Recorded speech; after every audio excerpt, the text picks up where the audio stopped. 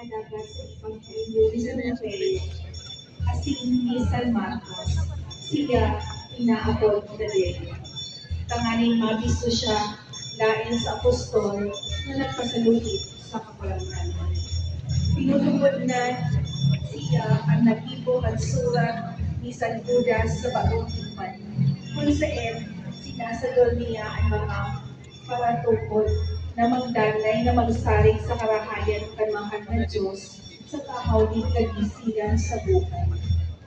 O San Judas Tadeo, ipamiti mo kami maging sa pagtubod, danay na maglaon asin mamuot huli kaligrasya ng mahal na Diyos. Amen.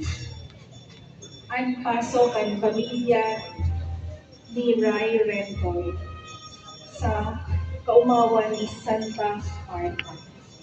Ini nagpapagirumdong sa sa mga banal na babae na nasisipot sa paglingkod sa saturyang magurangan. Si Katulong ni San Lazaro at si Santa Maria de Petralina o Santa Marta.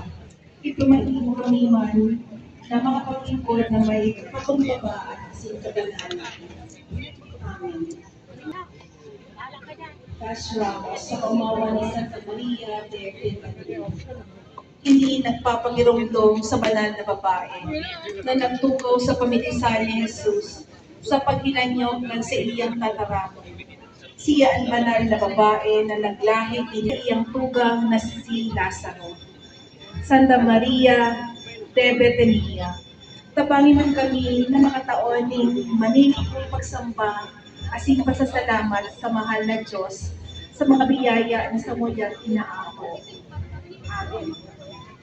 Ang pasok ang pamilya ni Rey Sancho sa kaumawan ni San Lazaro de Betania. Ini nagpapagirundong sa amigo ni Jesus na 4 ng aldaw na gagan. Alagad pinuhay liwat ni Jesus.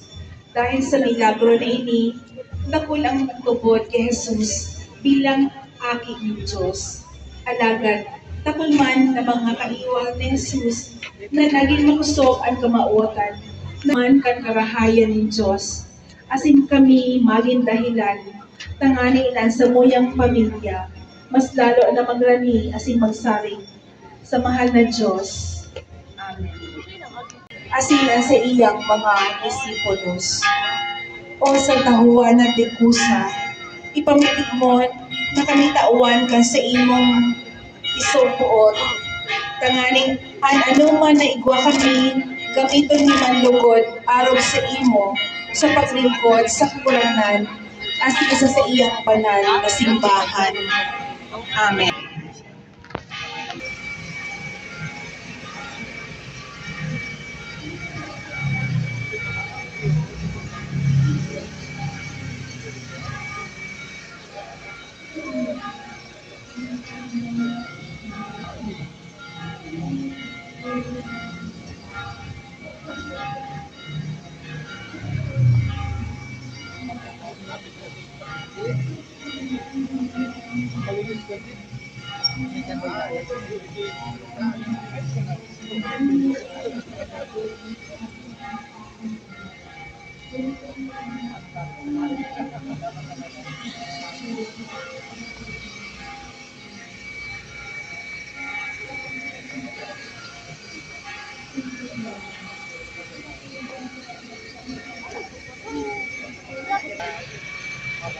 Sawa na ka sa kanila ni ko sa poste. Yung secret ka kasi ani ko sa poste. Sige.